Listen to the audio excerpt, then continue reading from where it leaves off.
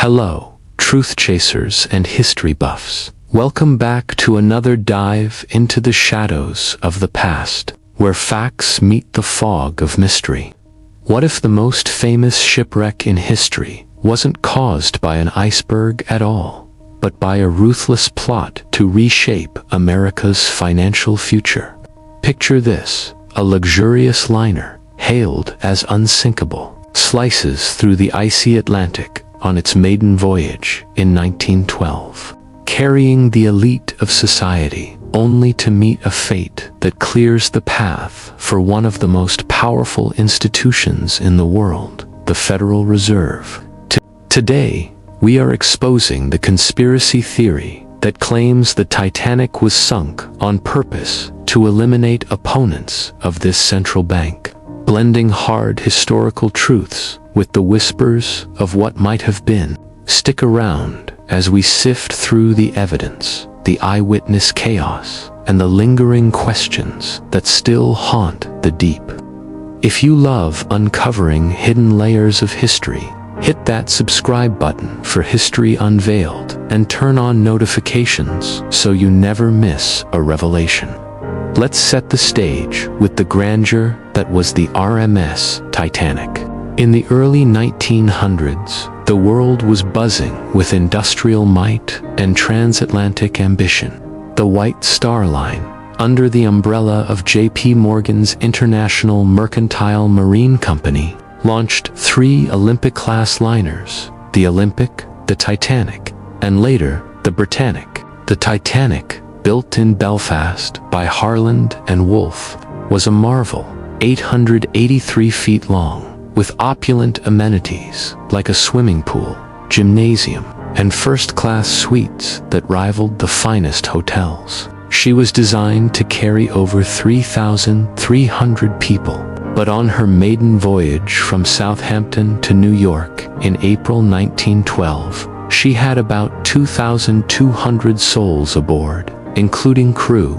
The press dubbed her unsinkable, a testament to her watertight compartments and cutting-edge engineering. But as we know, hubris has a way of inviting tragedy. Now, imagine the excitement on board as she steamed out on April 10th. Passengers mingled in grand saloons, the air filled with laughter and the hum of engines. But beneath the glamour lurked class divides: first-class tycoons in tuxedos, second-class families dreaming of new lives, and third-class immigrants packed below decks. Little did they know, 4 days later, on a calm, starlit night, disaster would strike. At 11:40 p.m. on April 14th, lookout Frederick Fleet spotted an iceberg dead ahead. "Iceberg, right ahead," he rang out. Captain Edward Smith ordered a hard turn, but it was too late. The ship's starboard side scraped along the berg, buckling plates and popping rivets over 300 feet. Water flooded 6 compartments, more than her design could handle. In just 2 hours and 40 minutes, the Titanic plunged bow first into the depths, taking over 1,500 lives with her. The inquiries that followed painted a picture of overconfidence and inadequate safety.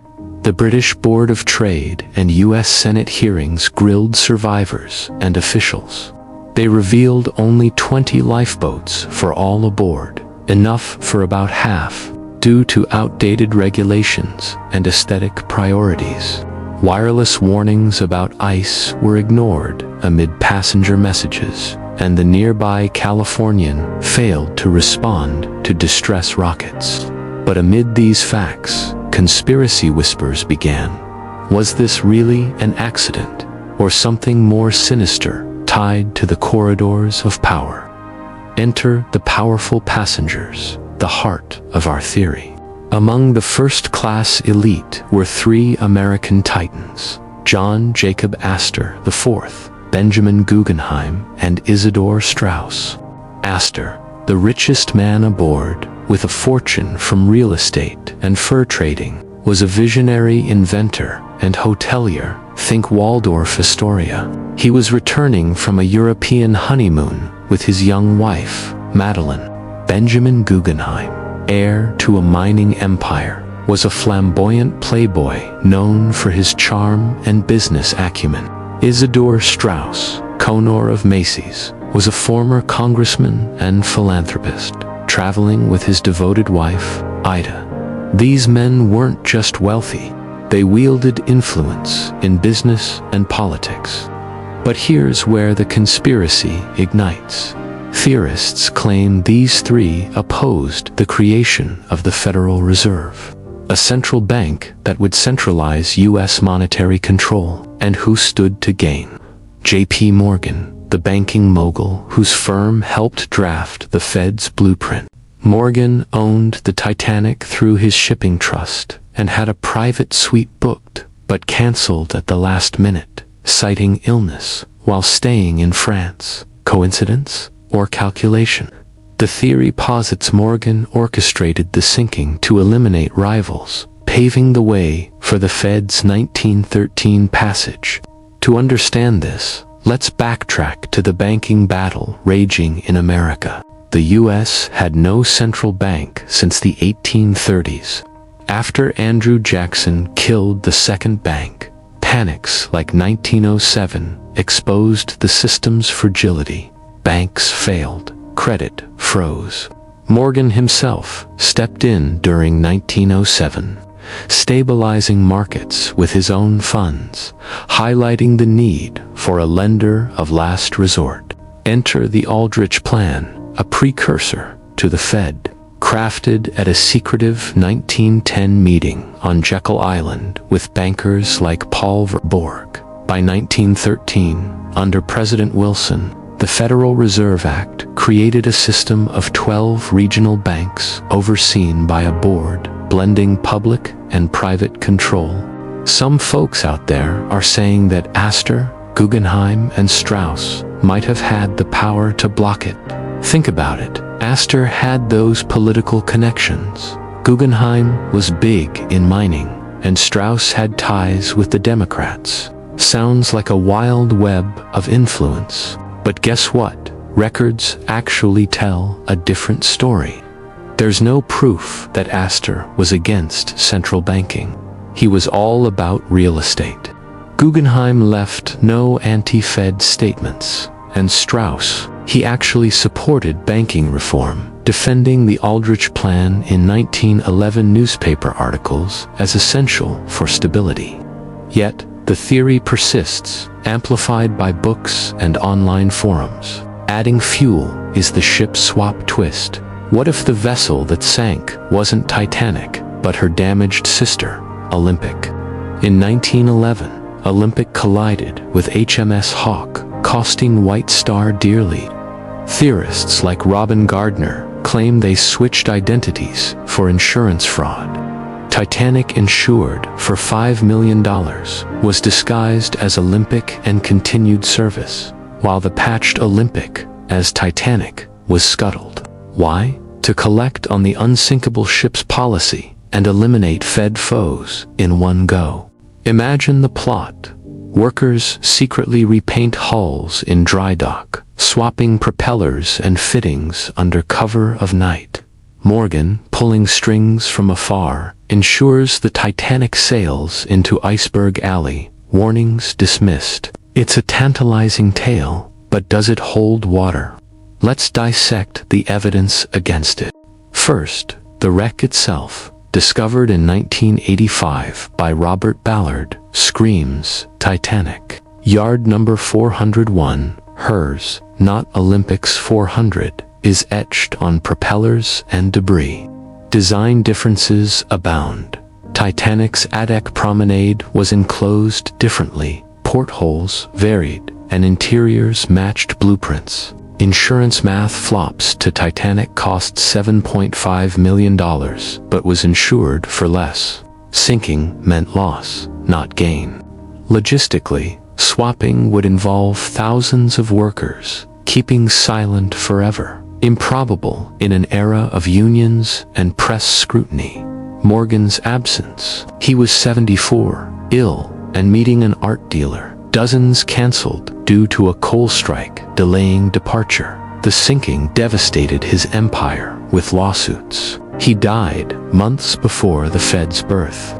Inquiries found no sabotage, just human error in speed and vigilance. Fact-checkers from Reuters to historians dismiss the theory as baseless, often rooted in anti-Semitic tropes linking to Rothschilds. Yet, to bring this alive, let's turn to the survivors' voices, the real heart-wrenching core that no conspiracy can overshadow.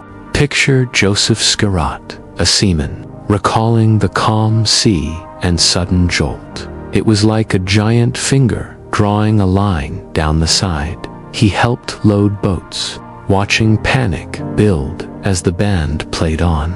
Or Dr. Washington Dodge, who described the tilt. The ship seemed to hang for a moment, then plunged with a roar like thunder. He placed his wife and son in a lifeboat, unsure if he'd follow.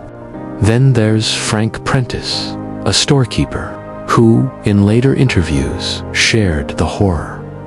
"I was hanging on to a rope when she went down, people screaming, the cold water like knives." Eugene Daly, an Irish piper, witnessed an officer shoot 2 men amid the chaos. Then himself, a grim scene, debated but etched in memory. And second-class passenger Robert Daniel, hundreds stood helpless, the deck swarming as death approached. Inspired by these, imagine Astor, ever the gentleman, helping Madeline into boat 4, kissing her goodbye with a whispered, "I'll see you soon, my dear," though he knew the odds. Guggenheim, dressed in evening wear, declared, "We've dressed up in our best and are prepared to go down like gentlemen." Strauss and Ida chose to stay together, refusing separation. "We've lived together. We'll die together." These moments, drawn from accounts, add humanity, reminding us the Titanic was about real lives, not just plots. In wrapping up, the Titanic conspiracy, tying a tragic sinking to Fed machinations, makes for a spellbinding yarn, but it's built on shaky ground. Historical records show no opposition from the victims, no swap, and no orchestration. It was a perfect storm of arrogance and misfortune, yet it raises timeless questions. How far would power go for control? Could hidden hands still shape our world today? What if there's more buried in the Atlantic's depths? What do you think? Was it accident or agenda? Drop your theories in the comments below, and let's discuss. If this hooked you, subscribe to History Unveiled for more deep dives into the past's enigmas. Thanks for watching. Stay curious.